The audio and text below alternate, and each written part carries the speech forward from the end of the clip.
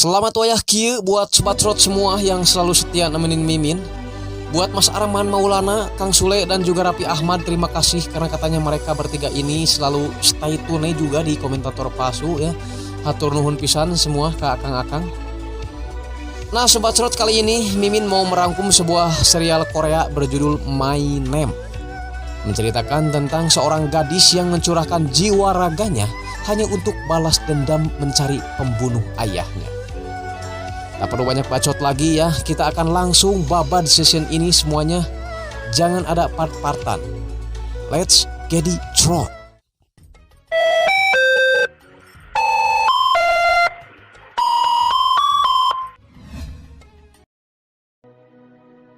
Kita bertemu dengan seorang gadis remaja yang masih bulu kumuut bernama Yeon Ji-woo. Layaknya anak remaja lain, ia tengah bersiap untuk pergi ke sekolah. Di luar rumah nampak satu mobil telah menunggu dirinya untuk menanyakan kabar ayahnya. Rupanya mereka adalah para polisi yang bertugas untuk menangkap ayahnya. Sampai gerbang sekolah, Ji-woo nongtorekeun maneh alias tak menggubris sedikit pun pertanyaan si polisi itu. Di sekolah, Ji-woo mendapat bulian dari teman-temannya karena ayahnya adalah seorang preman, pecandu dan pengedar narkoba. Ia terlihat sendiri dan tak ada yang mau berteman dengannya. Karena dianggap meresahkan, seorang guru pun berniat memindahkan Ji-woo ke sekolah lain. Ketika kembali ke kelas, Ji-woo mendapati sebuah plastik berisi narkoba jenis sarang kawung ada di mejanya. Dia langsung marah dan menghajar para pembulinya itu.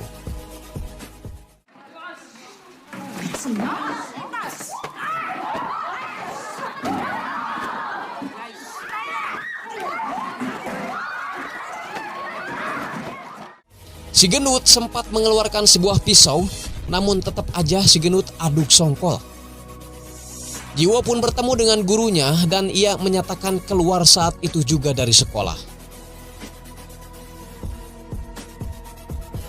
Sesampainya di rumah, Ji-woo dapat kiriman paket berupa bunga dan hadiah lainnya. Tapi sama sekali Ji-woo tidak memperdulikannya. Seorang pria yang tidak lain adalah ayahnya Ji-woo menelepon Ji-woo untuk mengucapkan selamat ulang tahun padanya dan memberitahu bahwa semua hadiah yang ada di luar adalah pemberiannya. Tapi Ji-woo malah marah dan menganggap ayahnya sudah tewas karena susah dihubungi dan selalu memberi masalah buat dirinya. Karena gak enak perasaan, Dong-hun akhirnya memutuskan untuk pulang menemui anaknya meskipun dia tahu dia harus membereskan dulu dua polisi yang selalu mengintai rumahnya.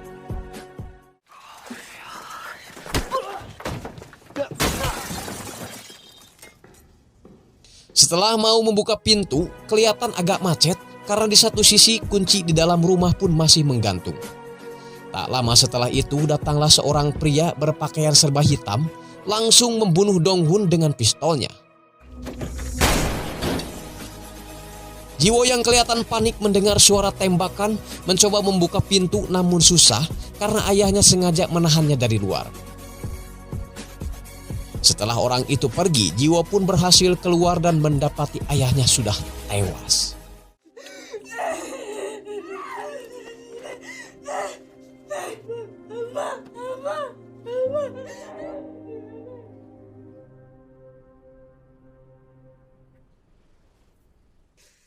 Keesokan harinya, bos narkoba bernama Mujin datang beserta anak buahnya untuk berbela sungkawa.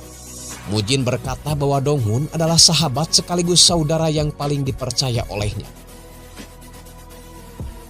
Selang beberapa hari, Ji-woo ngontrol ke polisi karena kasus pembunuhan ayahnya resmi ditutup karena kurangnya bukti dan saksi mata dalam peristiwa pembunuhan itu. Kemudian Ji-woo mendatangi Mujin dengan membawa sebuah kotak dan foto hasil rekaman CCTV. Ia menyuruh Mujin untuk menemukan pembunuh ayahnya dan ia sendiri yang akan membunuhnya.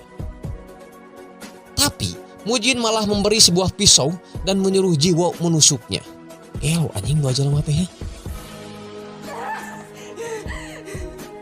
Ia pun menampar Ji-woo tanpa alasan, kemudian menyuruhnya keluar. Aduh, tong kita tuh Jin, tak bisa mantuan mah tuh. Bere dahar kayak naon kayak kada ditampilin goblok sia mah. Sesampainya di rumah, Jiwo kembali mendapat tamu yang tidak dia kenal. Dia pun memilih diam dan tak membuka pintu.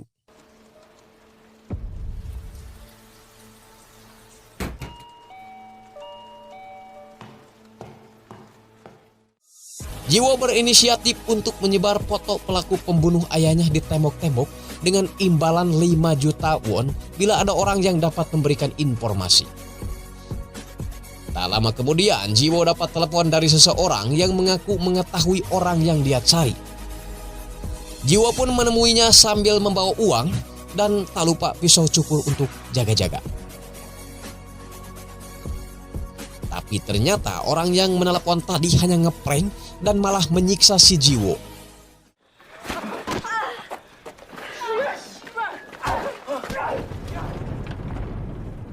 Jiwo pun dibarengkos dan dimasukkan ke dalam bagasi mobil. Di perjalanan, Jiwo tersadar kalau mobil yang ditumpanginya menabrak mobil lain. Pas Jiwo keluar, ternyata Mujinlah yang menyelamatkan Jiwo dari para bayawak mini tadi.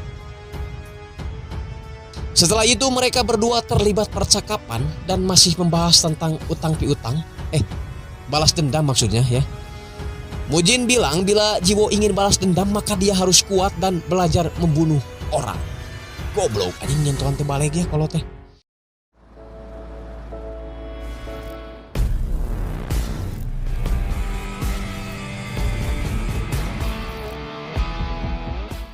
Mujin pun membawa Jiwo ke tempat karantina untuk dilatih jadi gangster. Tempat ini adalah tempat tempaan bernama Padepokan Dongchun. Mujin akan merekrut orang-orang berbakat dari padepokan ini untuk menjadi anak buahnya. Di sana Jiwo bertemu dengan seorang pria bernama Gang Jae. Gang Jae memberitahu bahwa tugas Jiwo kali ini adalah nyuci baju dan beres-beres. Dia membawa baju semua orang yang ada di sana. Anjir, teka bayang bau udah demitna geus latihan apa. Setelah beres dengan pekerjaannya, Jiwo berlatih silat. Namun kali ini dia dapat pelecehan dari si Kribo. Sedikit insiden pun terjadi setelah si Kribo memukul si Jiwo.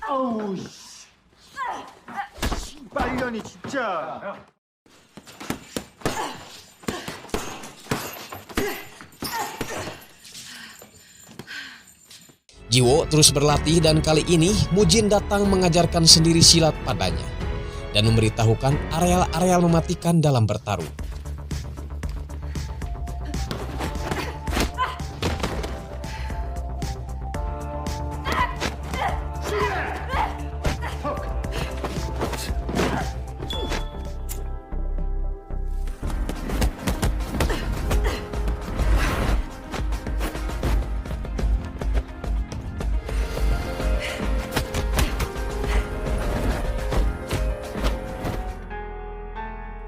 Sampai pada akhirnya Mujin pun seperti biasa mengadakan pertandingan rutin maksudnya untuk para anak didiknya.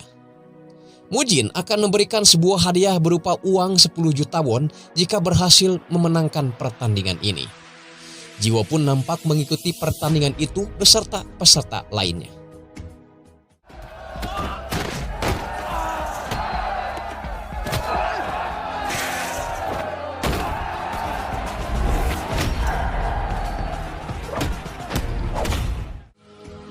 Gang Jae yang hampir dinobatkan jadi pemenang dalam pertandingan ini harus ditahan sementara karena peserta lain yaitu si anak baru Yeon Jiwo berhasil bangun kembali dan siap one by one dengan Gang Jae.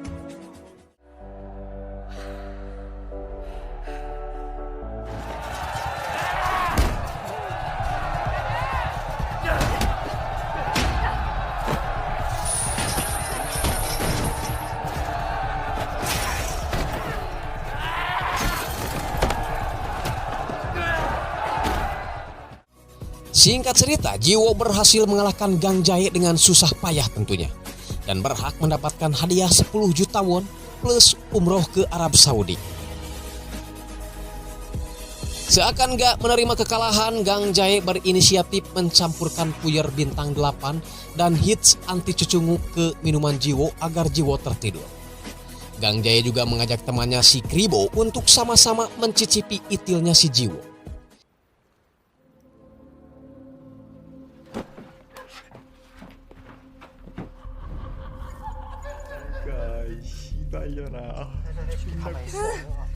Jiwo yang masih setengah sadar mencoba melawan yang mengakibatkan guci abu jenazah ayahnya pecah.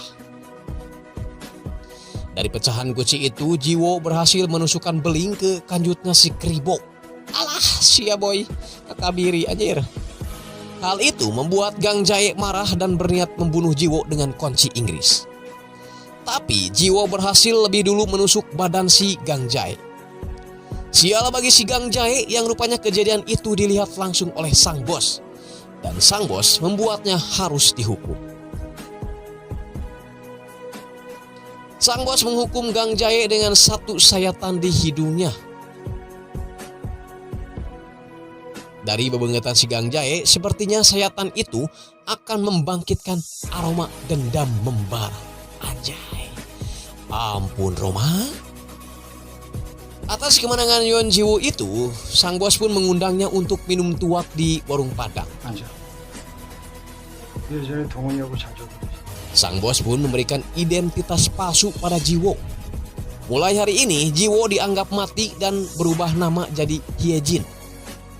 Di saat bersamaan, Gang Jae yang kemarin berbuat ulah telah dikeluarkan dari padepokan Donchun.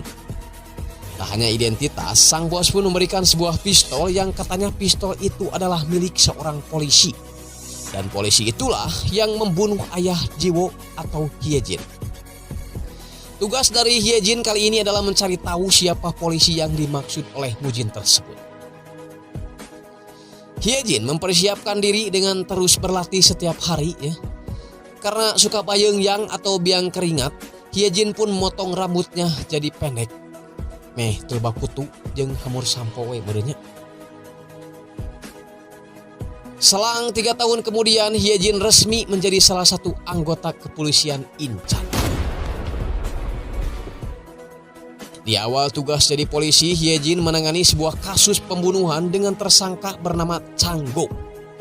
Dia pun pergi ke sebuah tempat hiburan untuk menangkapnya. Di luar dugaan, kepolisian dari departemen lain juga sedang mengincar orang yang sama, yaitu Changgo, namun dengan kasus yang berbeda, yakni sabu-sabu. 거래할 거면 얼굴은 까고 하자고. 리스크. 선배님. 계속이야. 어차고 이래서.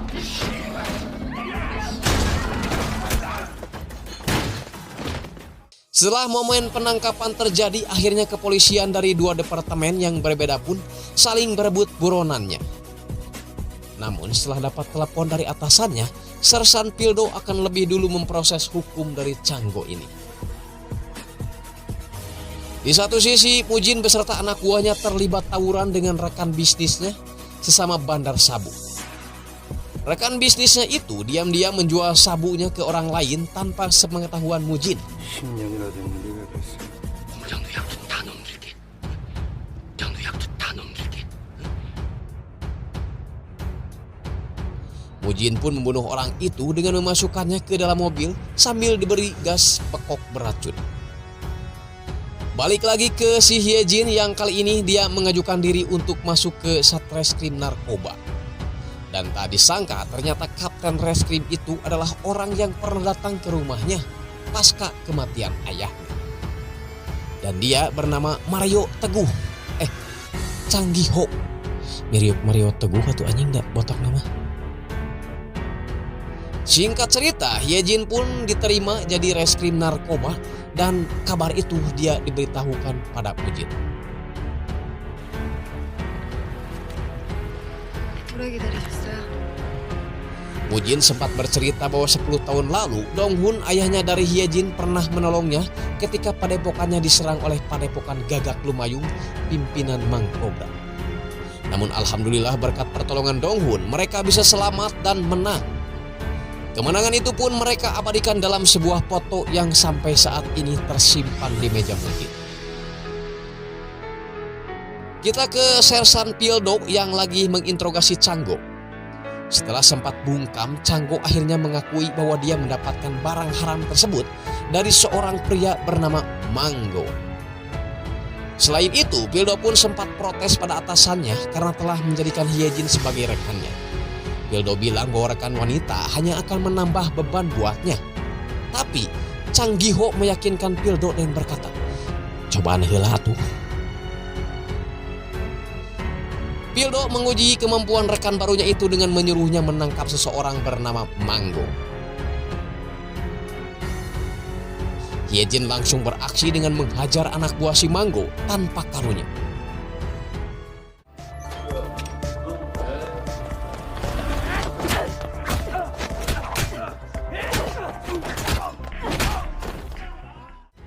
Pildo kemudian menyusul dan mendapati banyak orang tergeletak. Diam-diam Pildo pun menaruh kagum pada Hyejin setelah Hyejin berhasil menangkap Manggo dan menyerahkan padanya. Manggo sempat berkilah tidak tahu menahu soal sabu hitam mirip kerupuk jendil itu.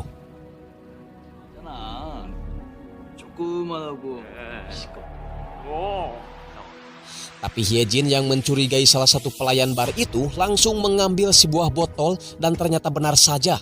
Sabu jendil itu disembunyikan di dalam botol. Saat diinterogasi, Manggo mengaku disuplai oleh seseorang yang sangat kejam.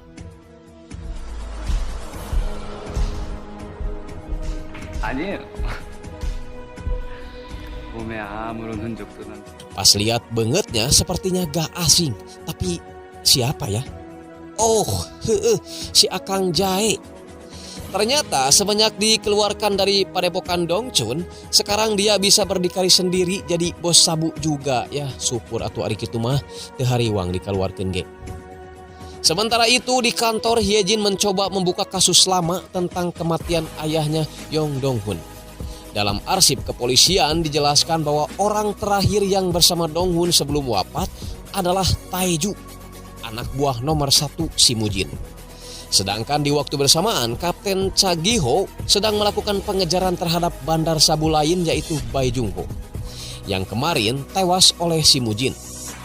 Nah, penjelasan arsip ini berbanding terbalik dengan apa yang dikatakan Mujin pada Hyejin. Mujin mengatakan bahwa pembunuh Donghun adalah seorang polisi. Tapi arsip ini menjelaskan bahwa kepolisian sampai saat ini masih belum bisa menemukan siapa sebenarnya pembunuh Donghun, ayah dari si Hyejin ini. Jadi, siapakah yang berbohong? Apa perlu Mimin bertanya pada rumput yang sedang dangdutan? Gak perlu juga ya, tinggal tonton aja sampai tamat kalau kalian penasaran. Lanjut. Tim Santres Narkoba dapat tugas mendadak dari kantor pusat untuk menggerebek salah satu bandar sabu terbesar di Korea.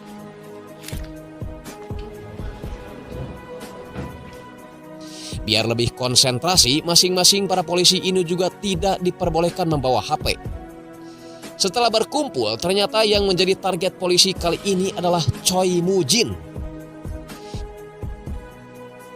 Hyejin nampak bingung karena dia tidak bisa memberitahukan Mujin akan hal ini karena HP-nya sedang disita.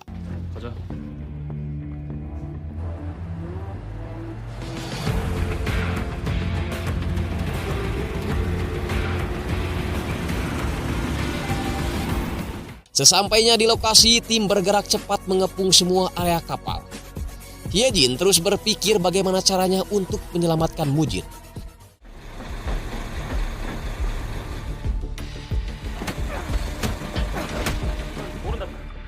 계속 진입해.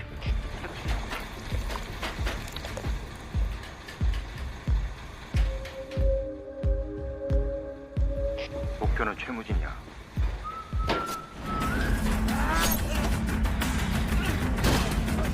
야, 비슷한데 상황 생겼어.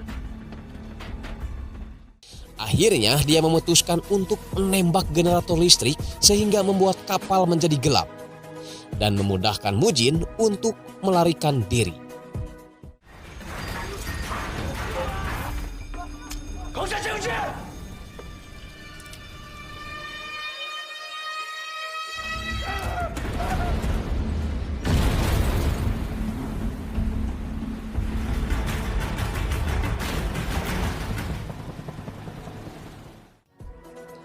Polisi menemukan barang bukti berupa 2 cangkang peluru yang digunakan untuk menembak generator listrik tadi. Dan Hyejin menyerahkan sebuah pistol yang sengaja ia letakkan sesudah menembak. Jadi Sobat Rot, ketika menembak listrik tadi, Hyejin menggunakan pistol pemberian Mujin yang selalu ia bawa-bawa juga. Mantap ya. Jajang Nurjaman, Mourinho, Aji Santoso harus banyak belajar ya ke si Hyejin ini. Soalnya strateginya bagus. Plan B itu namanya. Chagiho mulai mencurigai ada mata-mata di timnya yang membuat operasinya gagal. Dia memeriksa satu persatu pistol anak buahnya yang ternyata semua peluru masih utuh.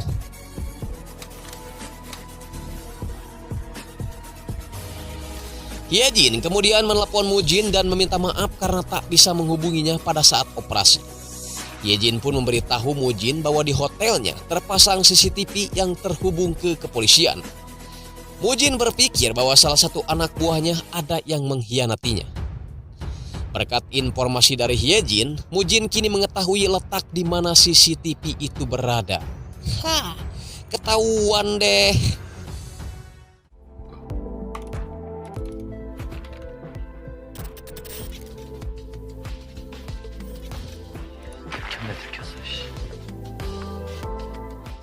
Kita pergi dulu ke si Gang Jae yang lagi mabok tai kotok.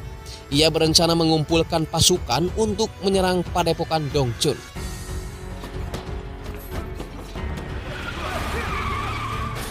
Momen ini adalah momen yang ia tunggu-tunggu selama 5 tahun. Dalam pertempuran itu, Jung Taeju pun ada di sana dan ikut bertarung.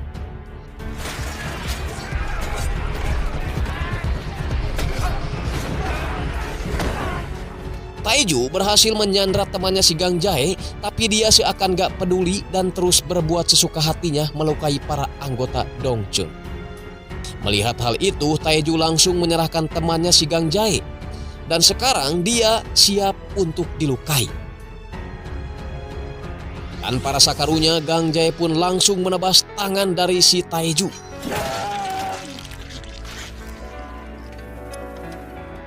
Sejenak kita ke Badan Forensik Nasional di mana pistol yang ditemukan Hyejin kini dapat diidentifikasi.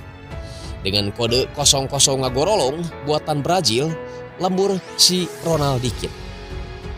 Balik lagi ke padepokan Dongchun yang kali ini dipenuhi polisi. Di dalam padepokan terdapat sebuah tulisan, "Aku kembali." Melihat padepokan yang awut-awutan tepuguh urus, Hyejin bertanya pada Pildo dengan rasa hariwang. Apakah Choi Mujin tewas? Pildo menjawab bahwa Mujin sedang tidak ada di tempat. Mereka tidak menemukan bukti apapun di TKP kecuali sabuk jendil. Keesokan harinya, Mujin beserta anak buahnya memberikan penghormatan terakhir untuk anggotanya yang telah tewas. Hyejin pun ada di sana seperti biasa dengan jaket kulit sukaregangnya dengan balutan helm bogo yang sudah SNI agar tidak diketahui. Pas pulang, Hyejin berpapasan dengan Chagiho dan juga Pildo yang turut hadir ke acara tersebut. Pildo merasakan bau-bau mencurigakan pas berpapasan dengan Hyejin. Ya, itulah ya, bau bekok merenya. Ternyata kedatangan Chagiho dan Pildo ini lebih ke Saywar Sobat Cerot. Chagiho mengklaim bahwa tak lama lagi pihaknya akan segera menangkap Mujin.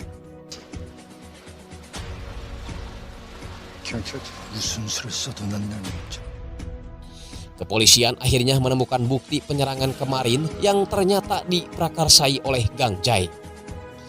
Kepolisian berencana melepaskan Manggo sebagai umpan dan memanfaatkan goncangan Gang Jae untuk menangkap Mujin. Namun lagi-lagi kabar dilepasnya Manggo sebagai jebakan langsung tembus ke si Mujin. Dan tentu saja Hyejin lah yang mengabari kabar tersebut. Chagiho yang semakin mencurigai di timnya ada yang berkhianat kembali mengeluarkan sebuah statement bahwa salah satu anggota Dongchun akan ada yang berkhianat dan Dongchun akan segera hancur dari dalam. Chagiho berharap statementnya itu kembali disampaikan pada Mujin karena secara tidak langsung Chagiho telah membuat Dongchun jadi saling mencurigai. Aduh, tak hanya jago memotivasi ya, ternyata Mario Teguh pandai juga mengadu domba. Super sekali. Diawali dari Taeju yang dapat kiriman sabuk jendil dan sebuah surat. Isi surat itu menyuruh Taeju untuk menemui seseorang di suatu tempat. Sementara itu, Chagiho sudah diam di tempat yang sudah ditentukan. Di sisi lain, kamera pengawas siap merekam semua kejadian yang mungkin nanti akan terjadi.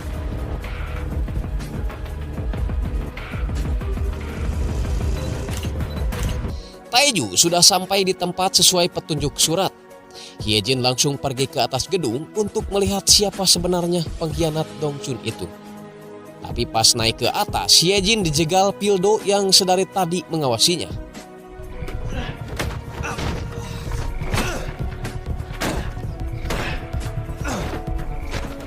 Pertarungan pun diakhiri hanya karena ada sebuah truk yang lewat. Balik lagi ke si Taeju yang juga menyadari kalau ini hanyalah jebakan, langsung bersiap tancap gas. Namun, Hyejin melihat Taeju terlebih dahulu sehingga dia berasumsi kalau Taeju lah yang berkhianat itu. Aduh, karunya si Taeju anjir, disuudonan terus Baiklah, ngurangan dosa junya. Setelah itu, Chagiho menyuruh Pildo untuk mengawasi Hyejin.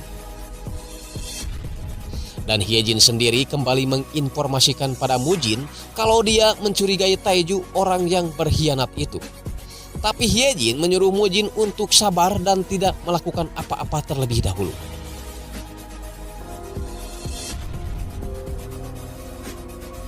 Hyejin yang terkena encok saat dipukul Pildo mencoba menempelkan salon pas koyo cabe pada bagian cangkengnya. Anjing, gede-gede teuing eta salon pas di Korea mah nya. Lanjut, Hyejin mengambil sebuah pisau pemberian Mujin dan berniat membunuh Chagiho.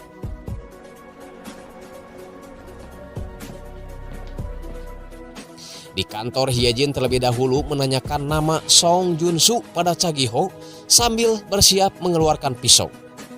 Tapi Hyejin mengurungkan niatnya itu karena Pildo keburu datang. Dari hasil tes forensik, pistol itu digunakan oleh Song Junsu yang juga merupakan anggota reskrim narkoba. Chagiho bilang bahwa Song Junsu tewas setelah dibunuh oleh anggota Dongchun. Hyejin menemui Mujin dan menanyakan apakah benar padepokan Dongchun pernah membunuh polisi. Tapi Mujin berkilah bahwa itu tidaklah benar. Chagiho telah berbohong dan sudah lama ingin menangkapnya. Di kantor, Pildo mengajak Hyejin untuk minum tuak, tapi Hyejin menolak karena dia bilang ada janji. Pildo terus mengawasi pergerakan kemanapun Hyejin pergi. Dan Hyejin sendiri tengah sibuk mencari keberadaan Gang Jae. Pildo yang melihat hal itu langsung masuk mobil Hyejin dan menanyakan kenapa Hyejin bertindak sendiri. Akhirnya mereka berdua pun memutuskan untuk mengikuti Gang Jae sama-sama.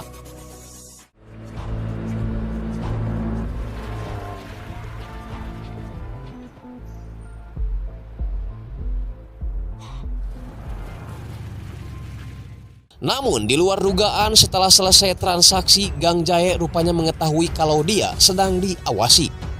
Cukup komando dari bawah, anak buahnya pun langsung merudul nyerang.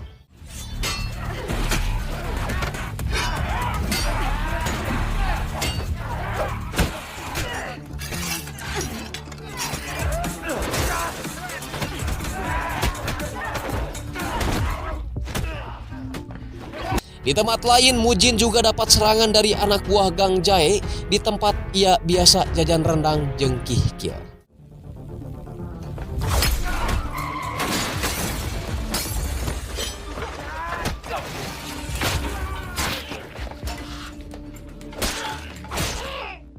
Balik lagi ke si Hyejin yang kali ini berhasil dilumpuhkan oleh Gang Jae.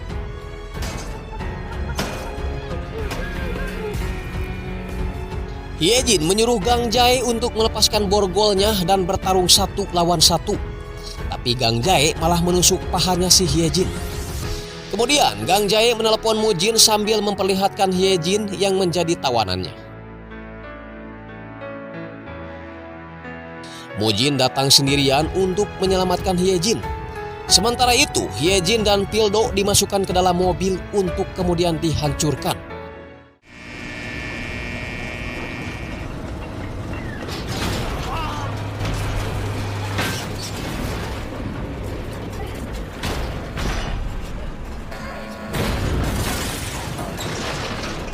Beruntung Mujin keburu datang dan menyelamatkan mereka dengan cara menubrukkan mobilnya ke mesin penghancur itu. Aduh, meuntun mah jadi perkedel maneh Jin euy.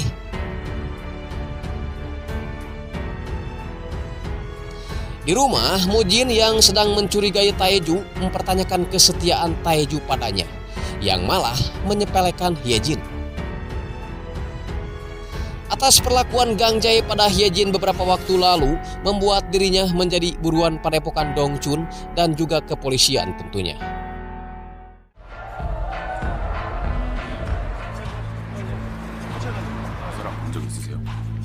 얘들아. 자세히 봐봐. 길게 갈지 짧게 갈지.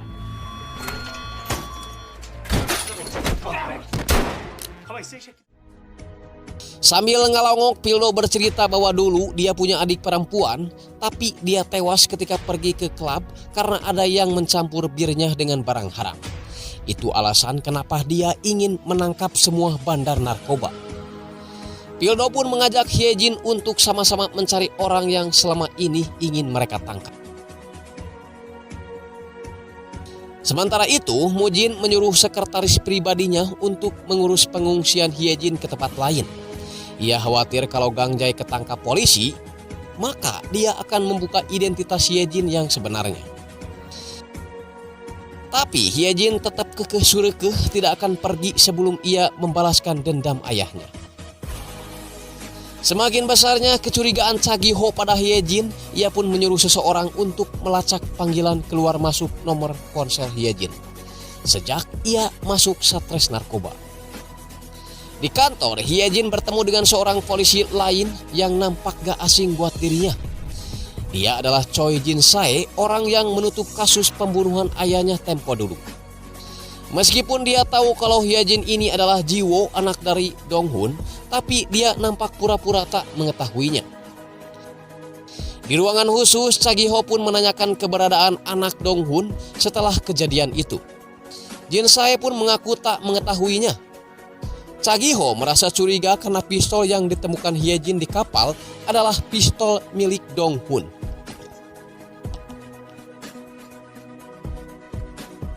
Sebelum pergi, Hyejin sempat menemui Jin-sae dan menanyakan kenapa dia tak membongkar identitasnya. Jin-sae menjawab kalau itu tidak ada artinya sama sekali buat dirinya. Nanaonan cek bahasa Sunda namanya. Dia pun memberitahu kalau orang yang menutup kasus ayahnya itu adalah Chagiho. Secara tidak langsung, Jin-sae pun menuduh Chagiho lah yang membunuh ayah dari Hyejin. Jin-sae yang sedari dulu jadi antek Mujin pun menginginkan komisi sabu lebih dari Mujin sebagai uang tutup mulut mengenai Hyejin. Mujin yang merasa kalau dia adalah bos gangster pantang menerima ancaman dari siapapun termasuk polisi. Dan ia lebih memilih membunuh Jin-sae. Taeju, podaran si eta.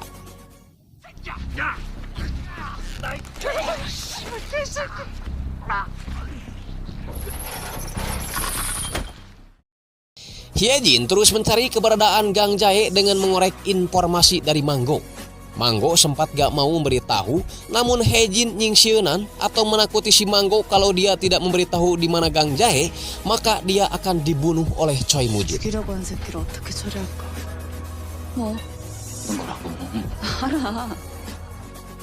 Setelah berhasil mengorek informasi dari Manggo, Hyejin pun memberitahu Mujin bahwa Gang Jae besok selesai sholat subuh, dia akan kabur naik kapal. Ting kapal naonnya, kapal api meureun. Kopi kehedet mah. Kembali ke laptop, gak ada angin gak ada hujan, Gang Jae menelepon polisi dan ia menawarkan jasa akan membantu kepolisian menangkap Mujin asalkan kepolisian membebaskan dirinya. Di tempat lain, Taeju memperingatkan Mujin agar menghiraukan informasi dari Hyejin karena bisa jadi itu adalah sebuah jebakan. Tapi Mujin lebih percaya Hyejin daripada dirinya. 문제가 생기면 Keesokan harinya, Mujin datang beserta anak buahnya tanpa Taeju yang disuruh Mujin nemenin lomari di rumah. Mujin yang menganggap Gang Jae masih anak bawang menyuruh Gang Jae memberi salam padanya. Tapi Gang Jae malah ngomong, "Jangan panggil aku anak kecil paman. Namaku Engkos." Serang!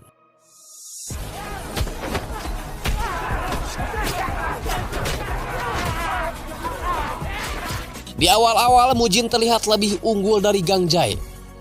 Dari kejauhan para polisi bersiap untuk menangkap Mujin. Gang Jae lari ke atas yang kemudian terus dikejar Mujin.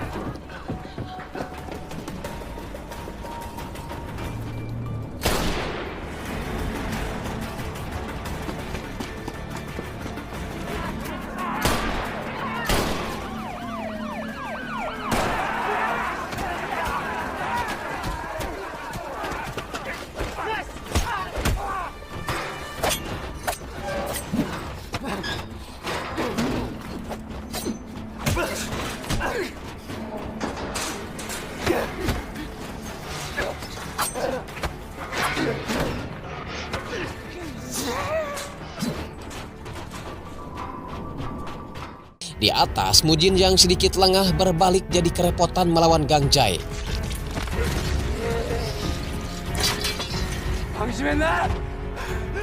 Beruntung, Hyejin keburu datang tepat waktu dan menyuruh Mujin untuk pergi. Hyejin terus mendongkan pistolnya ke arah Gang Jae meskipun diingatkan Pildo untuk tidak melakukan penembakan. Kita ke si Mujin terlebih dahulu, walaupun sempat dihadang Chagiho, tapi dia tetap berhasil melarikan diri setelah Taeju yang seharian nemenin Lomari datang menjemputnya. Balik lagi ke si Hyejin karena takut identitasnya dibongkar, dia pun terpaksa menambaknya dan Gang Jae pun tewas.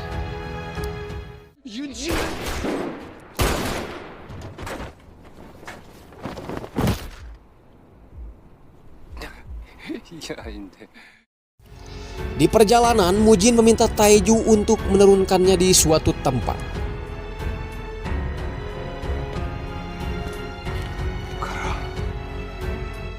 Kelihatannya ia mendatangi seorang biksu dan biksu itu dengan cepat mengobatinya.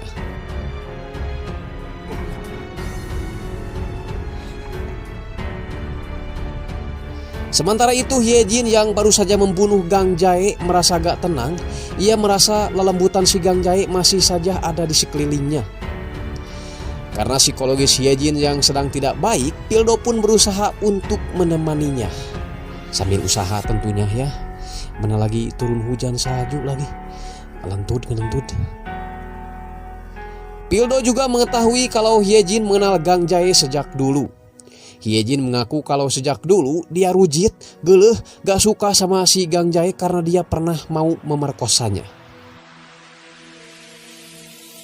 Kita ke kantor polisi lagi. Chagiho menyeru anak buahnya untuk melakukan pencarian di sekitaran Gunung Rakutak atau sekitar 2 km dari tempat kejadian kemarin. Ia yakin Mujin gak akan jauh karena dia harus mengobati luka-lukanya terlebih dahulu. Balik lagi ke si Hyejin yang dapat kiriman paket entah dari siapa. Paket itu berisi foto kepolisian yang di dalamnya terdapat foto Donghun, ayah si Hyejin, yang ternyata bernama asli Son Junsu. Menarik nih, apa benar ayah si Hyejin ini adalah seorang polisi? Tapi terlebih dahulu kita lihat siapa pengirim paket ini. Ternyata Do Gang Jae. Loh, bukannya Gang Jae sudah mati? Oh, Gang Jae bapak si Munir meureun ieu mah ya. Hyejin yang masih penasaran membawa foto itu ke Watere, yaitu Mujin. Mujin membenarkan kalau Donghun dulunya adalah seorang polisi. Dia ditugaskan Chagiho untuk menghancurkan Dongchun. Tapi yang terjadi malah sebaliknya. Hidup dan mati Donghun ia abdikan hanya untuk padepokan Dongchun. Mendengar hal itu, Hyejin jadi lebih yakin kalau orang yang membunuh ayahnya adalah Chagiho. Kita ke si Pildo dulu yang kali ini bertanya pada sang biksu perihal Mujin. Tapi si biksu menjawab bahwa dalam cuaca dingin seperti ini jarang ada orang yang berdoa ke kuil. Tiris kieu mah ngeukepan marmot bikang, ngeunah haneut do euy, lain yang jelema ya. Mujin yang terlihat gemper atau panik langsung menelepon Taeju untuk segera membunuh Mario Teguh, si Chagiho maksudnya. Chagiho sendiri baru pulang dengan Pildo dalam keadaan teler akibat mabok taikoto. Pildo pulang, masuklah Taeju yang langsung menyerang dan menusuk Chagiho beberapa kali.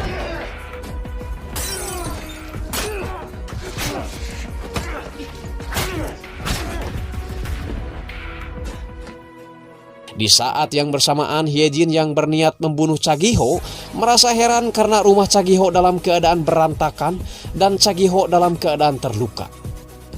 Chagiho mengetahui kalau ternyata si Hyejin ini adalah antek dari Mujin.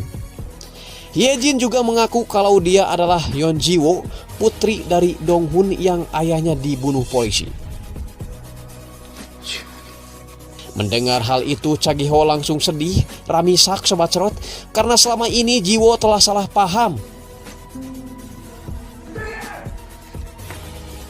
Chagiho memberikan sebuah surat dan beberapa dokumen milik Donghun ketika masih hidup.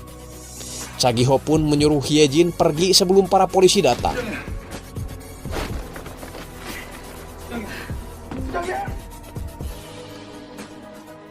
Dokumen itu menceritakan tentang kedekatan Donghun dengan Mujin yang sudah seperti saudara.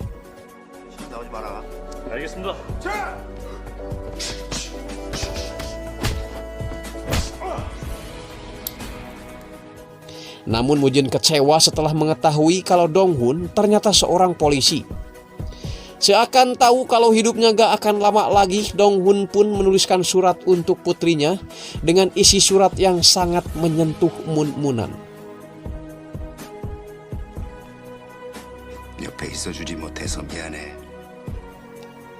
Hyejin merasa kalau selama ini dirinya hanya dimanfaatkan oleh Mujin yang sudah ia anggap sebagai keluarga sendiri alias watere. Dengan wajah yang penuh dendam, dia pun membakar logo tato Padepokan Dongcheon yang ada di dada kirinya. Gambar naon etanya kira-kira logona, gambar hayam eleh gitu. Setelah itu Hyejin pergi ke rumah sakit untuk menjenguk Chagiho. Di sana sudah ada Pildo yang menunggu. Pildo mengatakan bahwa ini pasti ada kaitannya dengan Choi Mujin. Sementara itu Taeju menelepon Mujin, dia mengabarkan bahwa Chagiho selamat dari pembunuhan. Taeju juga mengatakan kalau pada saat kejadian dirinya juga melihat Hyejin ada di sana dan mungkin saja Hyejin kali ini sudah mengetahui semuanya. Dia menyarankan Mujin untuk segera membunuh Hyejin.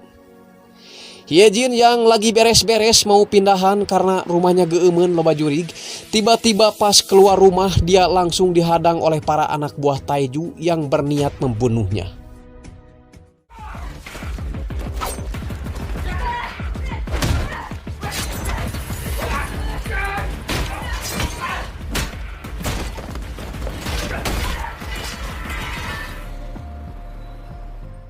Dengan bermodalkan tekad, skill jeung kawani, Hyejin pun dapat mengalahkan mereka semua.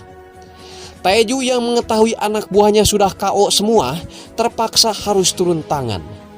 Hyejin sempat menyangka kalau pembunuh ayahnya itu adalah Taeju karena dia adalah orang terakhir yang bersama ayahnya pada saat itu. Tapi Taeju mengaku kalau sebenarnya dia amat ingin membunuh pengkhianat itu, tapi Mujin lebih senang kalau dia sendiri yang membunuhnya. Pengkhianat yang dimaksud Taeju adalah Donghun, ayah dari si Hyejin.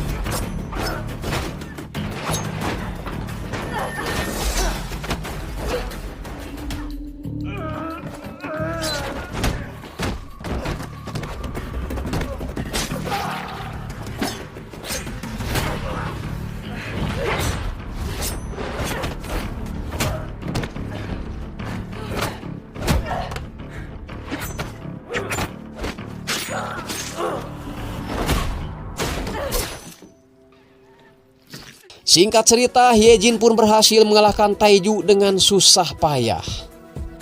Sementara itu kepolisian digegerkan dengan menyerahkan dirinya Mujin ke polisi.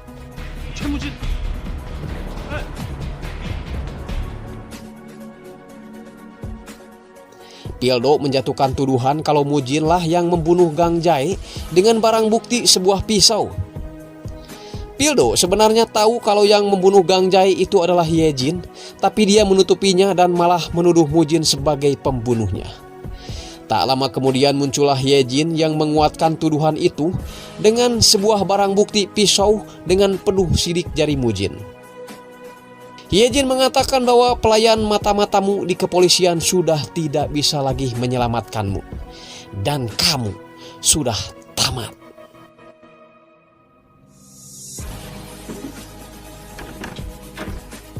Kita ke rekan Hyejin yang mendapatkan mobil Hyejin tertangkap kamera saat kejadian penusukan Chagiho beberapa waktu lalu.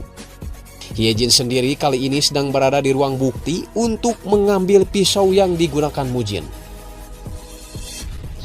Hyejin lalu menelepon sekretaris Mujin dan menyuruhnya untuk memberikan teleponnya ke Mujin. Hyejin memberitahu kalau barang bukti pisaunya sudah dia hilangkan. Berarti Mujin sudah bisa pulang. Balik lagi ke komplotan Pildo yang kali ini mereka bisa lebih jelas melihat Hyejin sedang berjalan-jalan di rumah Chagiho. Kemudian turun ke bawah pada saat kejadian itu. Melihat hal itu, mereka jadi yakin kalau yang melakukan penusukan pada Chagiho adalah Hyejin. Mereka pun berusaha menangkap Hyejin, namun Hyejin berhasil lolos naik sepeda.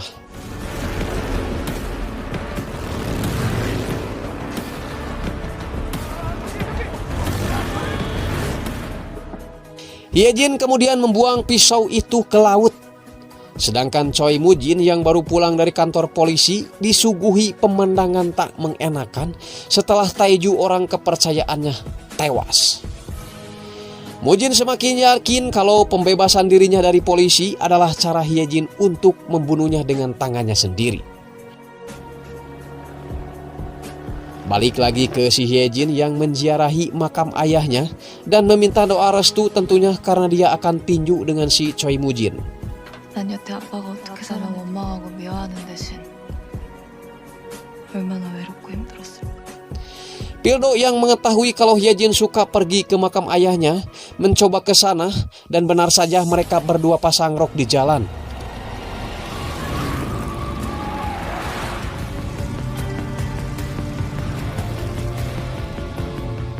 Sempat kejar-kejaran, namun karena motornya jungkir nabrak galengan sawah, akhirnya Hyejin berhasil ditangkap.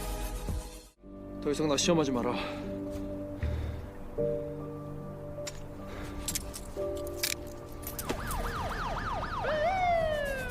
Sesampainya di kantor, rekan-rekan Hyejin semua pada marah dan gemas pada Hyejin karena Hyejin adalah antek dari si Mujin dan orang yang berusaha membunuh Chagiho. Aduh.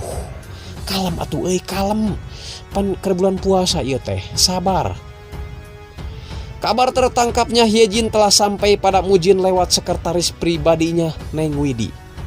Dan Mujin menyuruh Neng Widi untuk mencari cara untuk membebaskan Hyejin. Langkah pertama, sekretaris Mujin Neng Widi mengajukan penangguhan penahanan dengan alasan tersangka lagi sakit sembelit atau pageuh modal.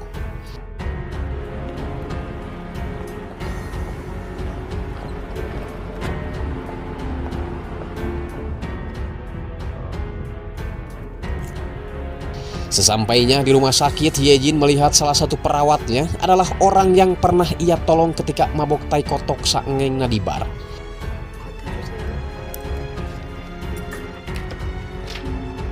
Di sisi lain, Chagiho yang baru siluman dari sakitnya curhat semuanya sama si Pildo tentang Hyejin. Mulai dari dia adalah putri Donghun, penusukan Taeju kepadanya, sampai Choi Mujin yang telah menipu Hyejin. 내가 동전파에 들여보냈다. Kita ke rumah sakit lagi di mana Hyejin berhasil membuka borgolnya menggunakan senok dan dia dapat kunci mobil dari perawat yang dulu pernah dia tolong.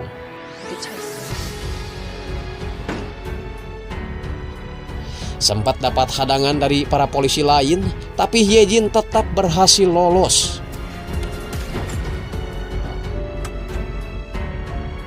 Hyejin berhasil lolos dari polisi lain tapi tidak dengan si Pildo. Pildo yang sudah mengetahui semua tentang Yeon Jiwo mencoba menenangkannya dengan cara memborgol tangannya dengan Jiwo. sok romantis kehead sia ah. Tapi pas tangannya saling diborgol, muncullah anak buah Choi Mujin yang ingin menculik Yeon Ji-woo. Mereka pun terlibat perkelahian sambil tangan masih dalam keadaan terborgol.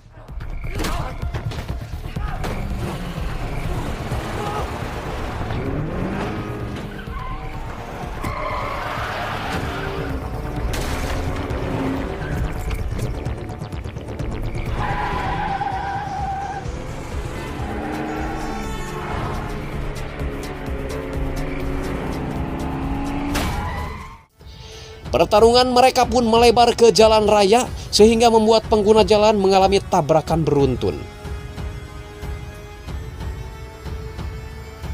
Singkat cerita, Ji-woo dan Pildo berhasil lolos.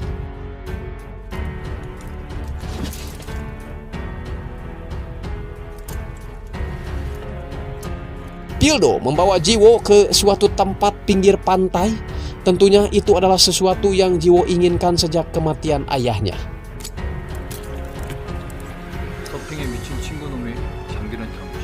Di sana Pildo juga mengobati tangan si Ji-woo yang sedang terluka. Entah Pildo salah ngobatan atau apa ya. Yang jelas Ji-woo kelihatan terangsang dengan apa yang dilakukan Pildo. Mereka pun akhirnya menuntaskan keinginan mereka malam itu, yakni pengecrotan. Bisaan anjing teh si Pildo ya, api-api ngubaran leungeun padahal nyolok bool. Kita ke si Mujin yang lagi tapakur, kenapa orang-orang yang dia percayai malah selalu mengkhianatinya.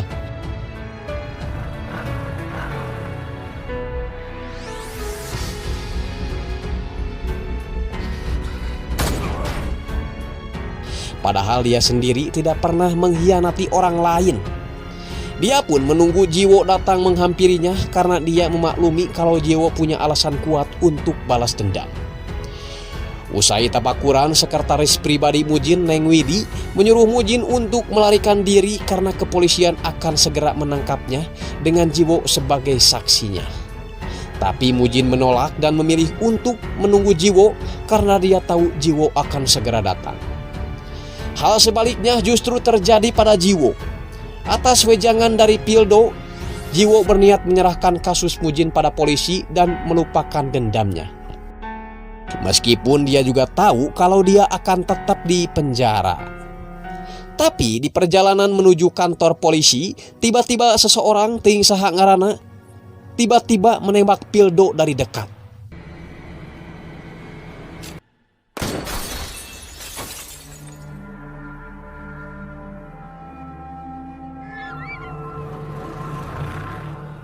Ji-woo yang sejenak terdiam tak tahu harus berbuat apa, langsung keluar sambil membawa pistol Pildo. Sementara itu orang-orang di sekitar terlihat panik atas insiden itu. Kematian Pildo ternyata membangkitkan kembali dendamnya pada Mujin karena dia tahu kalau Mujinlah orang yang berada di balik insiden tadi.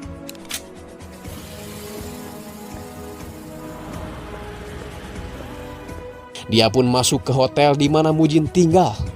Dia membabat satu persatu anak buah Choi Mujin.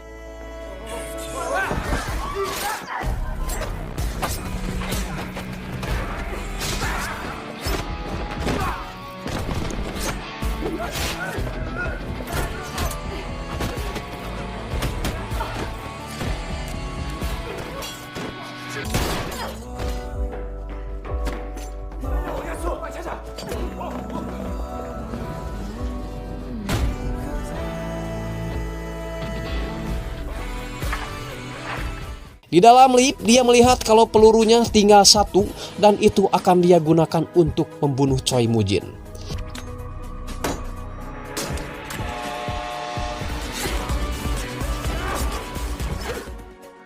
Tapi karena mendesak, akhirnya peluru terakhir itu ia gunakan juga untuk membunuh anak buah Mujin yang terakhir.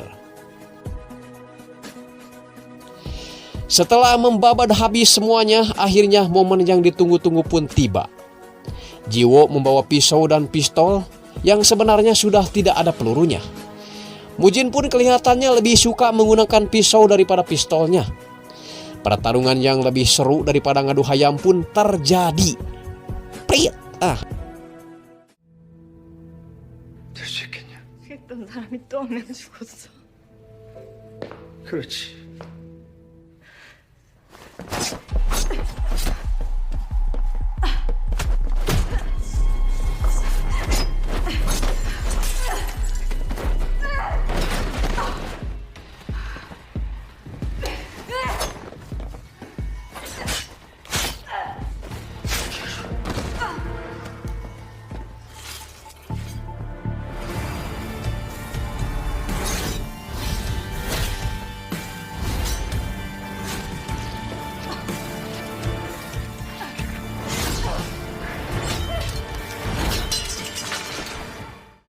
Jiwo yang sedari tadi terus mengeluarkan energi dengan menghajar anak buah si Mujin nampak seperti biak bensin dan kelelahan. Meskipun Jiwo sempat melakukan perlawanan, tapi si Mujin masih terlalu tangguh pastinya. Tapi tak selamanya yang diserang itu pasti akan kalah. Keberuntungan Jiwo datang ketika Mujin mengambil pistol dirinya yang sama-sama kita ketahui bahwa pistol itu sama sekali tidak ada pelurunya. Pas ditodongkan pistol itu ke Jiwo, pistolnya kelecis. Dan Jiwo langsung menancapkan pisaunya tepat di dada Mujin. Mujin pun tewas. Innalillahi. Di scene terakhir, karena mau lebaran, Jiwo pun nyekar ke makam ayahnya dan juga makam kekasihnya Pildo. Film pun tamat. Baiklah, itu tadi kisah Yeon Jiwo di film My Name Season 1. Mudah-mudahan kalian terhibur ya. Intinya jangan pernah menyimpan dendam. Karena dendam itu namanya menjerumuskan lah ya. Omat jangan dendam. Omat pisan omat. Mimin pamit ya. Andreas Bawok pamit. Sampai jumpa di film-film berikutnya. Wassalamualaikum warahmatullahi wabarakatuh. Salam cerot.